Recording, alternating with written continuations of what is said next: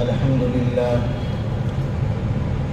لله نحمده ونستعينه ونستغفره ونؤمن به ونتوكل عليه ونعوذ بالله من شرور أنفسنا ومن سيئات أعمالنا من يهده الله فلا مضل له ومن يضلله فلا هادي له ونشهد أن لا إله إلا الله وحده لا شريك له ونشهد أن سيدنا ومولانا وسندنا وإمامنا وشفيعنا محمدا عبده ورسوله وصلى الله تعالى عليه وعلى آله وأصحابه وبارك وسلم تسليما كثيرا كثيرا أما بعد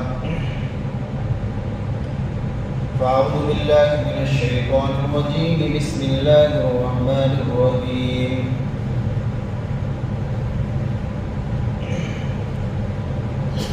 إن عدة الشهور عند الله 12 شهرا في كتاب الله يوم خلق السماوات والأرض منها 4 حرم ذلك الدين القيم فلا تظلموا فيهن أنفسكم صدق الله مولانا العظيم.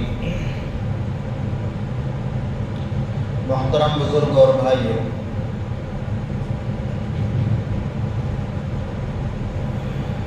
بارہ مہینے میں کچھ مہینے اور کچھ دن ایسے ہیں کہ جن کی فضیلت دوسرے مہینوں اور دوسرے دنوں کے مقابلے میں زیادہ ہے. 4 مہینے ایسے ہیں جن کی فضیلت زیادہ ہے: شوال، ذوالقعدہ، ذوالحجہ اور محرم اور رجب. اللہ نے کچھ دن ایسے بنائے ہیں جن کی فضیلت زیادہ ہے اور دنوں کے مقابلے میں رمضان المبارک کے دن ہے، یوم عرفہ کا دن ہے، بلکہ ذوالحجہ کے شروع کے 10 دن ہے. تو اسی طرح فضیلت والے دنوں میں سے ایک دن محرم کا ہے. ویسے تو پورا مہینہ ہی فضیلت کا مہینہ ہے، لیکن خاص طور سے 10 محرم کا دن بڑی فضیلت والا دن ہے، بڑی برکت والا دن ہے. اور اس مہینے کی، اس دن کی فضیلت یہ شروع سے چلی آ رہی ہے. شروع سے یہ دن فضیلت والا ہے، برکت والا ہے. شروع سے مراد یہ ہے کہ اسلام سے بھی پہلے، حضور اکرم صلی اللہ تعالی علیہ وسلم سے بھی پہلے یہ دن فضیلت والا ہے، شمار کیا گیا ہے. اور فضیلت والا اس دن کو سمجھا جاتا رہا ہے. یہ بڑا ہی مبارک دن ہے، سال میں ایک مرتبہ آتا ہے. بعض علماء نے لکھا ہے کہ اس دن میں اللہ تعالیٰ نے حضرات انبیاء اکرام علیہم الصلاۃ پر بڑے بڑے انعام فرمائے اور اللہ نے ان کا اکرام فرمایا. اللہ نے ان کے مسائل کو حل فرمایا.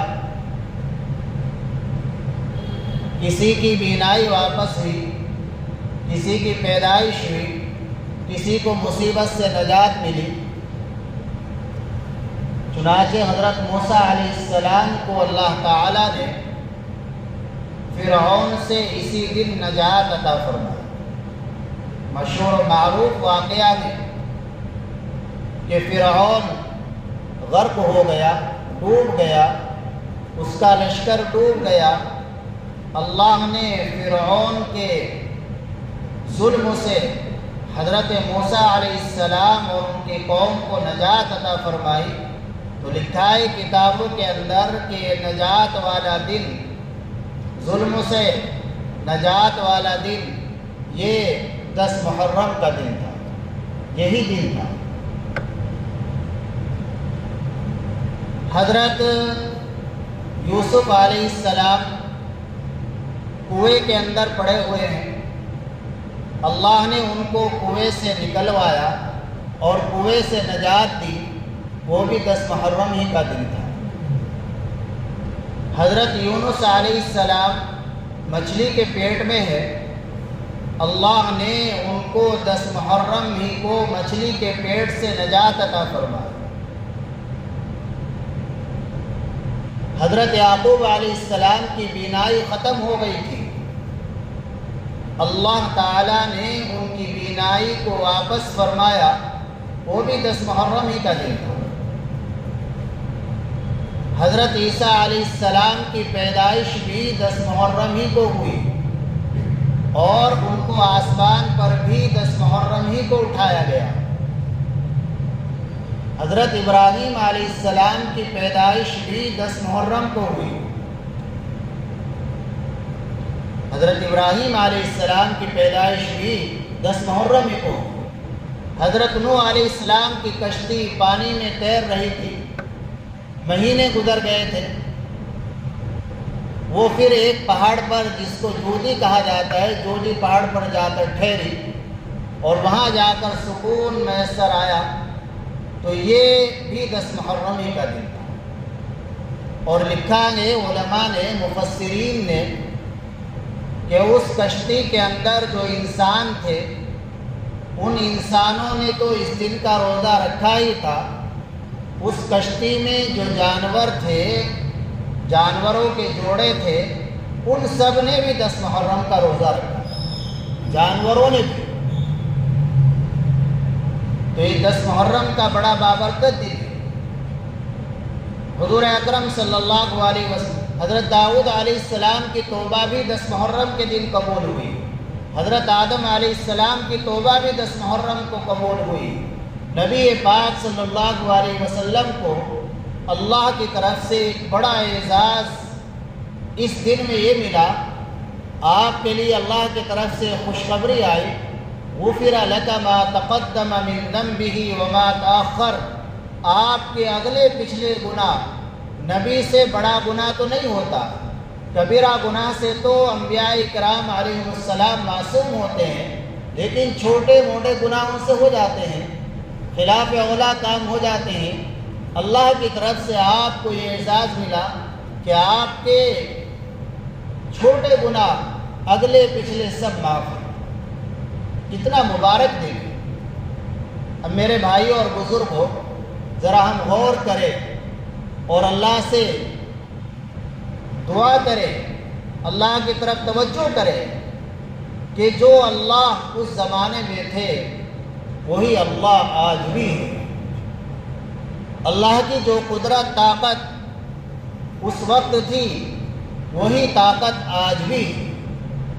اللہ کی طاقت میں، اللہ کے خزانے میں کوئی کمی آنے والی نہیں ہے۔ جس اللہ نے اپنے ان بندوں کو انعامات سے نوازا، اکرامات سے نوازا اور مصائب سے، الجھنوں سے، پریشانیوں سے نجات عطا فرمائی، وہ اللہ آج بھی ہمیں مصیبتوں سے، ظلموں سے، پریشانیوں سے نجات عطا فرمانے پر قادر ہے۔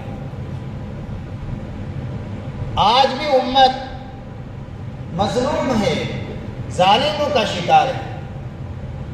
امت کو ضرورت ہے کہ جیسے اللہ نے حضرت موسیٰ علیہ السلام کے زمانے میں 10 محرم کے دن ان کو اور ان کی قوم کو، ان کی امت کو ظالم سے نجات دی تھی، آج بھی امت کو ظلم سے نجات کی ضرورت ہے۔ ہم اللہ سے دعا کریں۔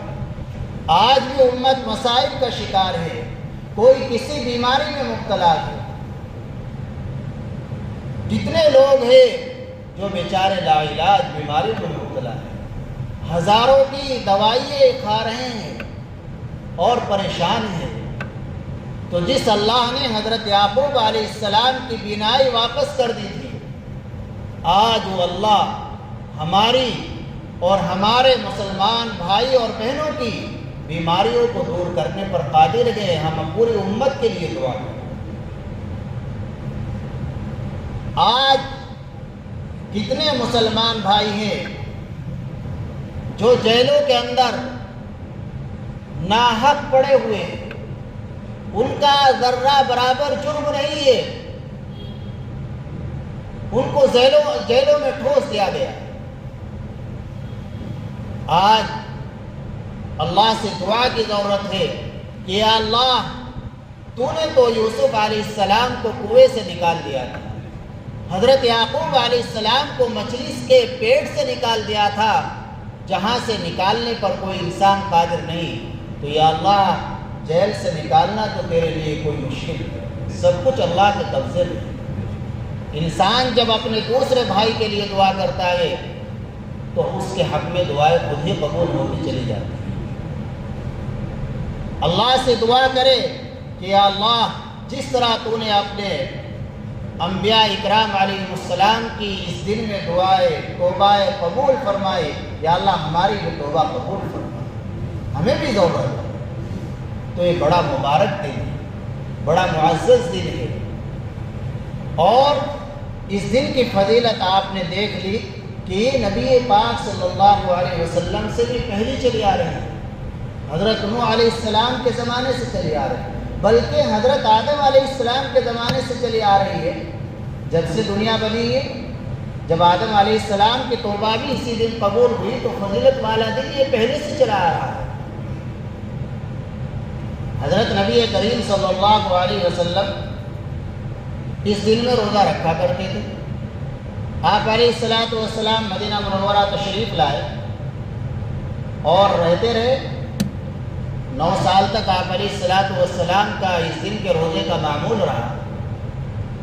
آپ علیہ السلام نے معلوم فرمایا اپنی عمر مبارک کے آخری سال میں کہ یہودی اس دن روزہ رکھتے ہیں، کیوں رکھتے ہیں؟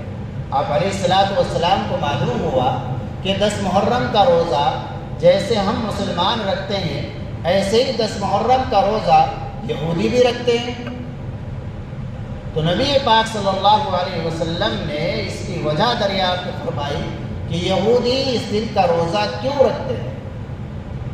تو آپ علیہ السلام کو بتایا گیا کہ یہودی اس دن کا روزہ اس لیے رکھتے ہیں کہ اس دن میں اللہ نے ان کے پیغمبر حضرت موسیٰ علیہ السلام کو اور ان کی قوم کو ظالم فرعون سے نجات عطا فرمائی۔ حضرت موسیٰ علیہ السلام نے اور ان کی قوم نے اس خوشی میں روزہ رکھا تھا۔ تو نبی پاک صلی اللہ علیہ وسلم نے فرمایا نحن اولا بموسیٰ، ہم موسیٰ علیہ السلام کے زیادہ اتباع کے زیادہ حقدار ہیں۔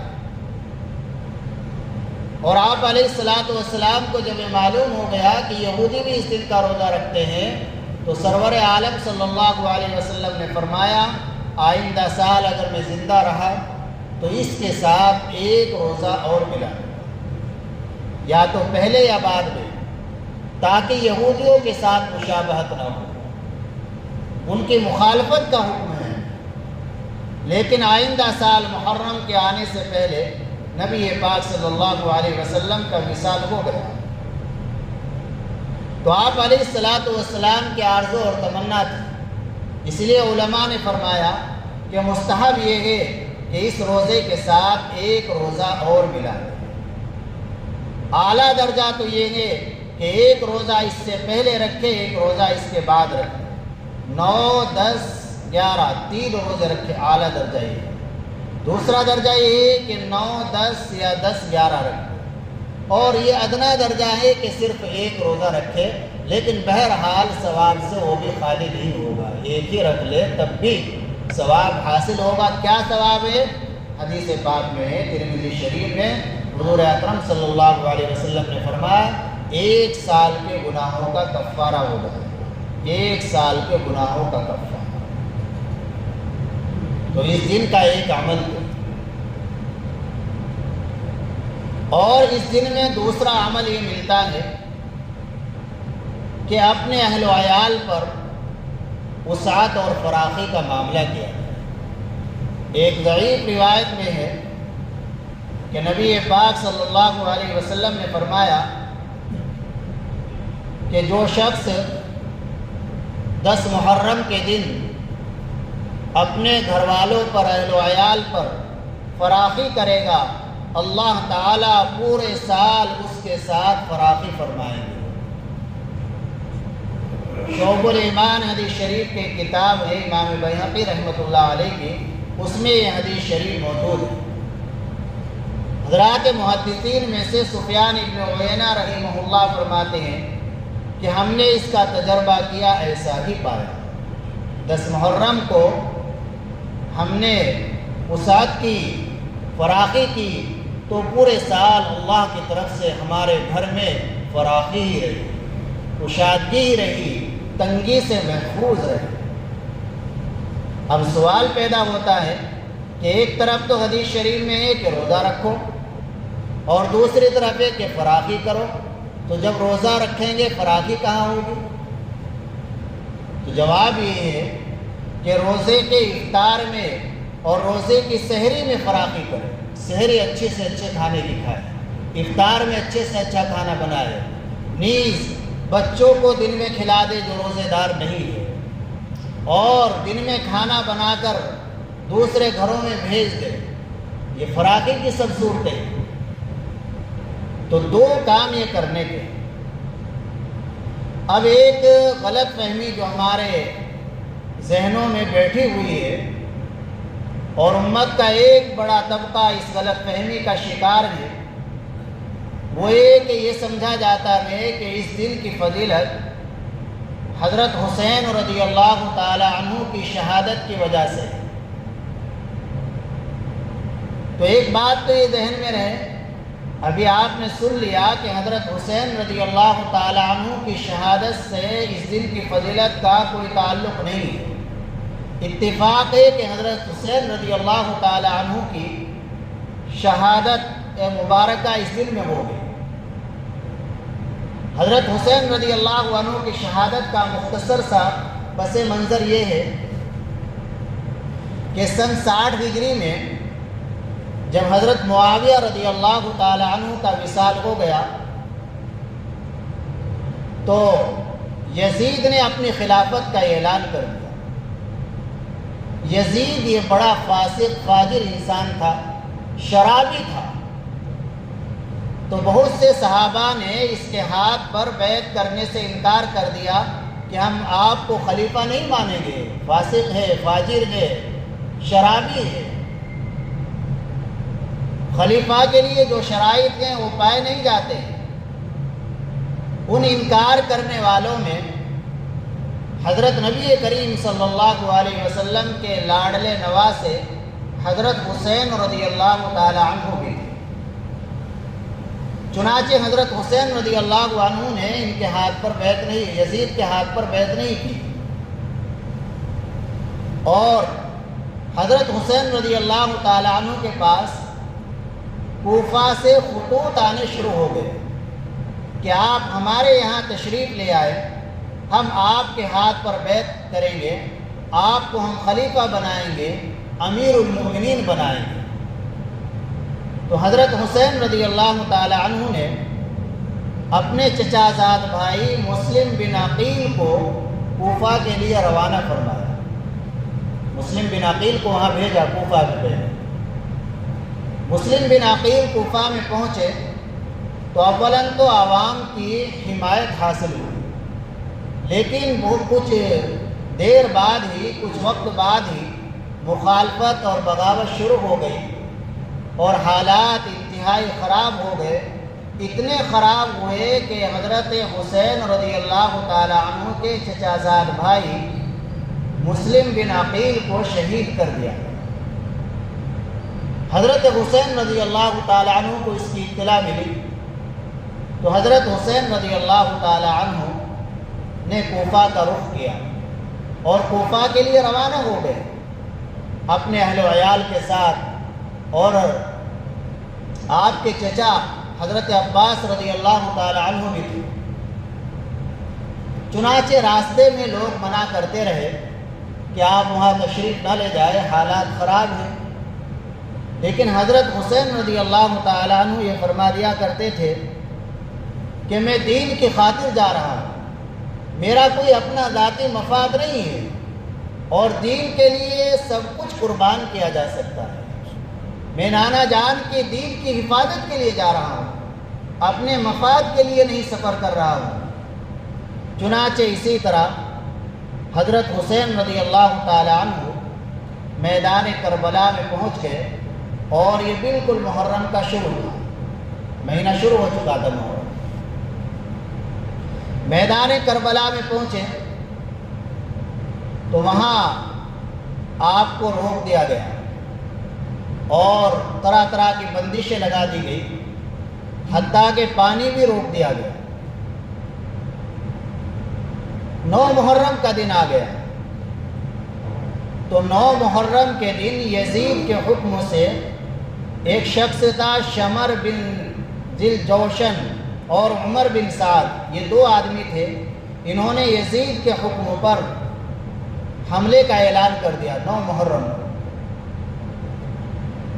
اب لڑائی شروع ہو گئی تو سب سے پہلے شہید ہونے والے، لڑائی شروع ہوئی، 10 محرم کا دن بھی آ گیا، سب سے پہلے شہید ہونے والے حضرت علی رضی اللہ تعالی عنہ کے بیٹے تھے، جن کا نام علی اکبر ہے۔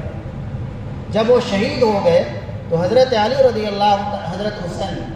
حسین رضی اللہ تعالی عنہ کے بیٹے تھے علی اکبر، وہ شہید ہو گئے سب سے پہلے۔ تو اس وقت حضرت حسین رضی اللہ تعالی عنہ نے فرمایا ان کی شہادت کے بعد کہ اب میرا دل ٹوٹ گیا۔ چنانچہ اس کے بعد آپ کے بھتیجے قاسم بن حسن شہید ہوئے، اور پھر حضرت عباس رضی اللہ تعالی عنہ پانی لینے کے لیے گئے تھے، آپ کے بازو کاٹ دیے گئے اور آپ کے سر پر ہتھوڑا مارا گیا، آپ بھی شہید ہو گئے۔ پھر حضرت حسین رضی اللہ تعالی عنہ کا ایک 6 مہینے کا بیٹا تھا علی اسود، آپ نے اس کے لیے پانی طلب کیا، حرمالہ نامی شخص نے تیر چلایا اور اس تیر سے وہ 6 مہینے کا بچہ بھی شہید ہو گیا، حتیٰ کہ پھر نوبت یہاں تک آئی کہ حضرت حسین رضی اللہ تعالی عنہ بھی شہید ہو گئے، اور آپ کے جو گھر کے لوگ تھے انہیں قید کر کے لے گئے اور یزید کے سامنے حاضر کیا گیا۔ تو یہ واقعہ کربلا ہے۔ اب اس میں ایک بات تو یہ دیکھنے کی ہے کہ یہ واقعہ کربلا صرف 10 محرم کو ہی بیان کیا جاتا ہے، محرم کے مہینے میں ہی، اور اس کے بعد پھر کوئی یاد ہی نہیں رکھا جاتا۔ یہ واقعہ صرف بیان کرنے کے لیے اور سننے کے لیے نہیں ہے، بلکہ یہ واقعہ اس لیے ہے کہ ہم یہ دیکھیں کہ اس واقعے سے ہمیں کیا سبق ملتا ہے، کیا پیغام ملتا ہے۔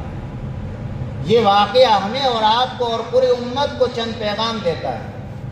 ایک پیغام اس واقعے سے یہ ملتا ہے کہ دین کی خاطر سب کچھ قربان کیا جا سکتا ہے۔ حضرت حسین رضی اللہ تعالی عنہ نے، نواسہ رسول نے، دین کے لیے اپنے بڑے بیٹے کو قربان کیا، اپنے چھوٹے بیٹے کو قربان کیا، اپنے بھتیجے کو قربان کیا، اپنے چچا کو قربان کیا، اپنی جان کو قربان کیا۔ معلوم ہوا کہ دین کے لیے سب کچھ قربان کیا جا سکتا ہے۔ اس سے پیغام دو۔ دوسرا پیغام اس واقعے سے ملتا ہے، سننے کی بات ہے کہ ظالم کے سامنے سر جھکانا ایمان کے خلاف ہے۔ ظالم کے سامنے سر جھکایا نہیں جاتا، سر اٹھایا جاتا ہے۔ موت ایک بار آنی ہے زندگی، تو ظالم کے سامنے سر جھکانا ایمان کے خلاف ہے۔ حضرت حسین رضی اللہ عنہ کو تمام حالات معلوم تھے، پتا تھا کہ ہماری جماعت بہت مختصر سی ہے، کیا انجام ہونے والا ہے، لیکن ظالم کے سامنے سر جھکایا نہیں، سر اٹھایا گیا، اس کا مقابلہ کیا آخر سانس تک۔ تیسرا پیغام یہ واقعہ ہمیں اور آپ کو یہ دیتا ہے کہ عددی اکثریت حق کا معیار نہیں ہے۔ تعداد اگر کسی طرف زیادہ ہے تو یہ معیار نہیں ہے اس بات کا کہ تعداد والے بڑی جماعتوں والے یہ حق پر ہے۔ حق پر وہ ہوگا جو اللہ اور رسول کے مطابق ہوگا، چاہے وہ چھوٹی سی جماعت کیوں نہ ہو۔ بڑی تعداد کا ہونا یہ حق کے لیے کوئی معیار نہیں ہوتا۔ اور چوتھا پیغام اس واقعے سے ملتا ہے کہ ظلم اور باطل کے خلاف کھڑا ہونا ہی اصل عزیمت ہے۔ یہ اس واقعے سے ہمیں پیغامات ملتے ہیں۔ اب ایک بات یہ ذہن میں رہے، دو باتیں اور بیان کر کے بس بات ختم کرتے ہیں۔ ایک بات تو یہ ذہن میں رہے کہ جو عرض کیا گیا ہے کہ اس واقعے کا یہ 10 محرم کی فضیلت سے حضرت حسین رضی اللہ تعالی عنہ کی شہادت کا کوئی تعلق نہیں، تو نعوذ باللہ ثم نعوذ باللہ، کوئی اس سے یہ خیال نہ کرے کہ ہمارے قلب کے اندر حضرت حسین رضی اللہ تعالی عنہ کی محبت نہیں۔ حضرات حسنین رضی اللہ تعالی عنہ سے ہمارے دل کے اندر بے حد محبت ہے، اور ہر ایمان والے کے اندر محبت کا ہونا ضروری ہے۔ کیوں؟ اس لیے کہ حضرت نبی کریم صلی اللہ علیہ وسلم نے، ترمذی شریف میں روایت ہے، حضرت نبی پاک صلی اللہ علیہ وسلم نے ایک مرتبہ حضرات حسنین کو اپنے دونوں لاڈلے نواسوں کو جمع کر کے فرمایا، اللہم انی احبہما فاحبہما واحب من یحبہما، اے اللہ میں ان دونوں سے محبت کرتا ہوں، یا اللہ میں ان دونوں سے محبت کرتا ہوں، آپ بھی ان دونوں سے محبت کر لیجیے، اور جو ان دونوں سے محبت کرے اس سے بھی محبت کر لیجیے۔ یا اللہ یہ دونوں مجھے محبوب ہے، آپ بھی ان کو اپنا محبوب بنا، اور جو ان کو اپنا محبوب سمجھے اس کو بھی محبوب بنا لو۔ لہذا ہمارے دل کے اندر حضرات حسنین رضی اللہ تعالی عنہ کی بے حد محبت ہونی چاہیے۔ ان کا ذکر، ان کے حالات کو پڑھے، ان کے واقعات کو پڑھے، اور ان کے واقعے سے سبق لے جو ابھی بتائے گئے۔ ایک بات کہی کہ حضرات حسنین سے ہمیں قلبی محبت، دلی محبت، ہر صحابی سے ہمیں محبت ہے، پھر وہ تو رسول اللہ صلی اللہ علیہ وسلم کے جگر گوشے گوشائے جگر، آپ علیہ الصلوۃ والسلام کے محبوب نواسے۔ دوسری بات یہ یاد رکھی جائے کہ ایک بڑی بے انصافی کی بات یہ ہے، اور ایک انتہائی نامناسب بات یہ ہے کہ امت کے سامنے صرف حضرت حسین رضی اللہ عنہ کی شہادت کا ذکر کیا جاتا ہے، اور صحابہ کرام رضی اللہ تعالیٰ عنہ کی شہادتوں کا ذکر نہیں کیا جاتا۔ یہ بھی انتہائی نامناسب بات ہے، ہرگز مناسب نہیں ہے۔ اسلام میں صحابہ کرام رضی اللہ تعالی عنہم نے اسلام کے لیے، دین کے لیے بڑی بڑی قربانیاں پیش کی، بڑی بڑی شہادتیں ہوئی۔ ان شہادتوں کا ذکر، تذکرہ ہونا بھی انتہائی ضروری ہے، ان کو فراموش کرنا انتہائی نامناسب بات ہے۔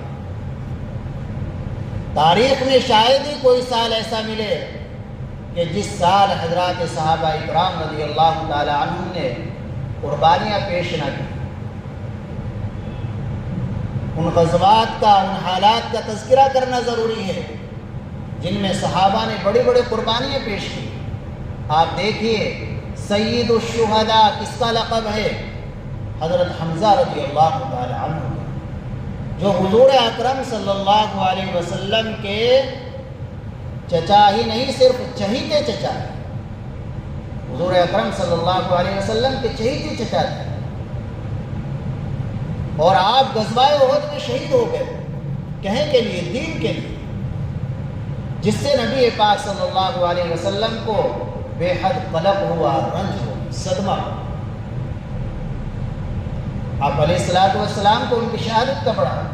اور غزوہ احد میں حضرت حمزہ رضی اللہ تعالیٰ عنہ کے علاوہ 69 صحابہ اکرام رضی اللہ تعالیٰ عنہ اور بھی شہید ہوئے، وہ بھی تو دین کے لیے شہید ہو رہے ہیں۔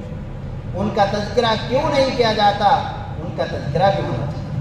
حضور اکرم صلی اللہ علیہ وسلم شہداء احد کی زیارت کے لیے تشریف لے جاتے تھے ہر جمعرات کے دن عام طور سے تشریف لے جایا کرتے۔ تو یہ بھی ایک عظیم الشان شہادت ہے، اس کا بھی ذکر۔ اسی طرح اسلام میں ایک بڑی شہادت ہے ویر معونہ کے شہداء۔ واقعہ یہ پیش آیا تھا کہ ایک شخص تھا ابو برا بن مالک، یہ حضور اکرم صلی اللہ علیہ وسلم کے پاس آیا۔ ابو برا بن مالک حضور اکرم صلی اللہ علیہ وسلم کے پاس آیا اور آ کر کہنے لگا کہ اہل نجد کے پاس آپ اپنے کچھ صحابہ کو بھیج دیجئے، وہ ان میں دعوت و تبلیغ کا کام کرے، ان کو ایمان کی توحید کی دعوت دے، امید ہے کہ وہ ایمان قبول کر لیں۔ چنانچہ نبی پاک صلی اللہ علیہ وسلم نے حضرات صحابہ اکرام رضی اللہ تعالی عنہم میں سے 70 حفاظ اور قراء صحابہ اکرام رضی اللہ تعالی عنہم کو منتخب فرمایا۔ 70 ایسے صحابی جو حافظ قرآن تھے، قاری تھے، ان کو آپ علیہ الصلوۃ والسلام نے منتخب فرمایا اور ان کو نجد کی طرف بھیج دیا۔ ایک شخص تھا عامر بن طفیل، اس نے اشارہ کیا بنو سلیم کے کچھ قبائل کو، عصیہ، ریعل، تکوان کو، اور انہوں نے انتہائی بے دردی کے ساتھ ان 70 حفاظ صحابہ اکرام رضی اللہ تعالیٰ عنہ کو بیر معونہ ایک جگہ کا نام تھا، وہاں پر شہید کر دیا۔ حضور اکرم صلی اللہ علیہ وسلم کو ان 70 حفاظ صحابہ اکرام رضی اللہ تعالیٰ عنہ کی شہادت سے اتنا صدمہ ہوا، اتنا غم ہوا کہ 1 مہینے تک آپ علیہ الصلوۃ والسلام نے قنوت نازلہ پڑھی اور ان 3 قبیلوں کے لیے بددعا کی جنہوں نے ان کو شہید کیا۔ تو یہ بڑی شہادت ہے۔ حضور اکرم صلی اللہ علیہ وسلم کے چچا زاد بھائی ہیں جعفر طیار، وہ غزوہ موطا میں شہید ہوئے۔ وہ علمدار تھے، جھنڈا اٹھائے ہوئے تھے، دشمنوں نے ان پر حملہ کیا، دونوں بازو کٹ گئے، پھر بھی اسلام کا جھنڈا گرنے نہیں دیا جب تک کہ شہید رہا۔ دونوں بازو کٹنے کے بعد حضور اکرم صلی اللہ علیہ وسلم نے فرمایا کہ میں نے ان کو جنت کے فرشتوں میں اڑتے ہوئے دیکھا ہے، اس لیے ان کو جعفر طیار کہا جاتا ہے، اڑنے والے۔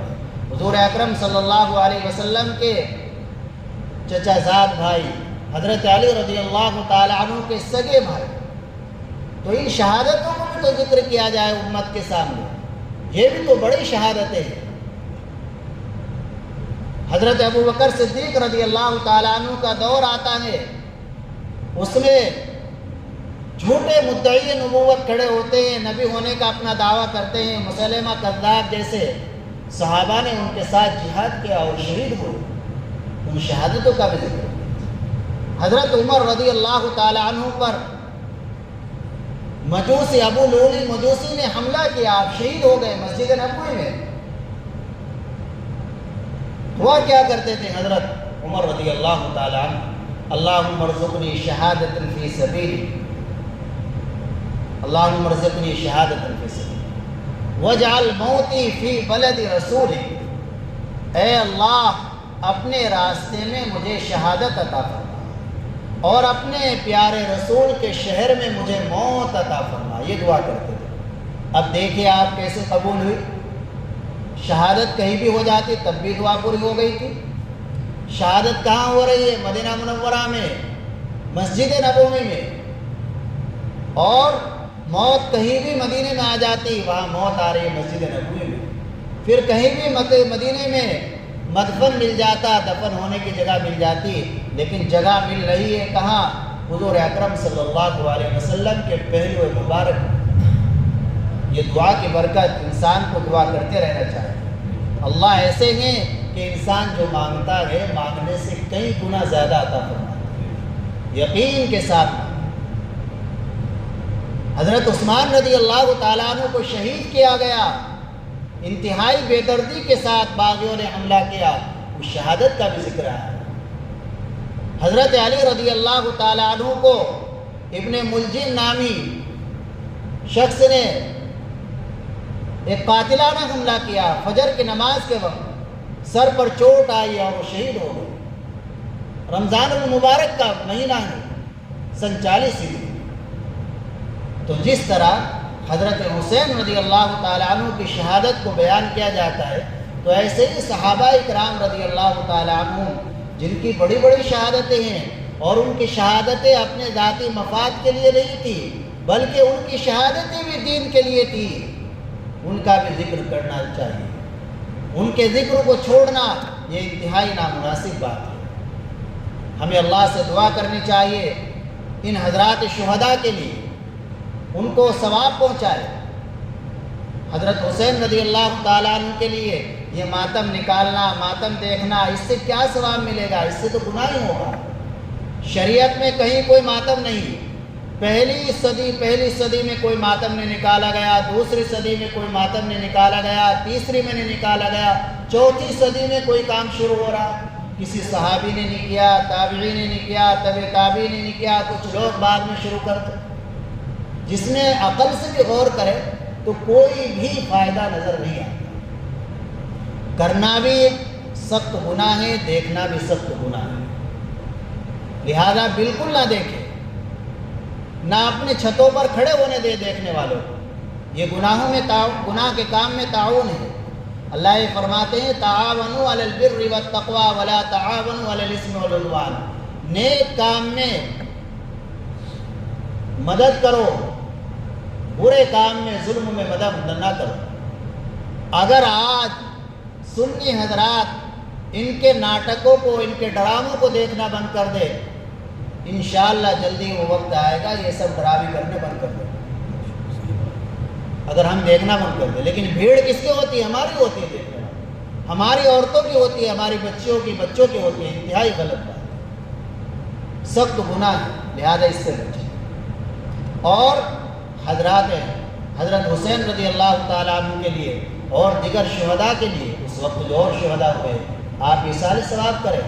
حضرت شیخ زکریا رحمۃ اللہ علیہ کے بارے میں پڑھا کہ وہ روز 10 محرم تک ایک قرآن پڑھ کر ثواب پہنچایا کرتے تھے، ایک قرآن پڑھ کر ثواب پہنچاتے تھے، روز ایک قرآن پڑھ کر۔ تو ہم کم سے کم ایک قرآن پڑھ کے بھی ثواب پہنچا دیں، کچھ ان حضرات کی طرف سے صدقہ خیرات کر دیں۔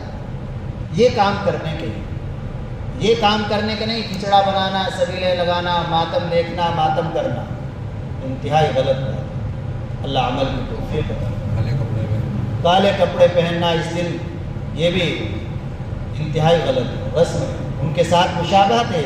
اور حدیث شریف میں من تشبہ بقوم فہو منہم، کالے کپڑے ویسے بھی نہیں، سفید کپڑے پہننا۔ احب الثیاب الی اللہ البیاض، حضور نے فرمایا اللہ کو سب سے زیادہ پسند کپڑے سفید ہیں۔ آپ نماز میں تو سفید کپڑے ایک لباس رکھیں۔ میں نے گزشتہ ہفتے عرض کیا تھا، شاید اس سے پہلے ہفتے، کہ حضرت حسن رضی اللہ تعالیٰ عنہ نے سب سے عمدہ جوڑا نکال رکھا تھا کہ اس میں نماز پڑھنے جا رہے ہیں۔ تو آج کے بعد کوشش کریں کہ سفید کپڑوں میں نماز پڑھیں۔ آپ آئیں، آپ کے دل کو وہ خوشی ہوگی جو دنیا کی کسی چیز میں نہیں ملی۔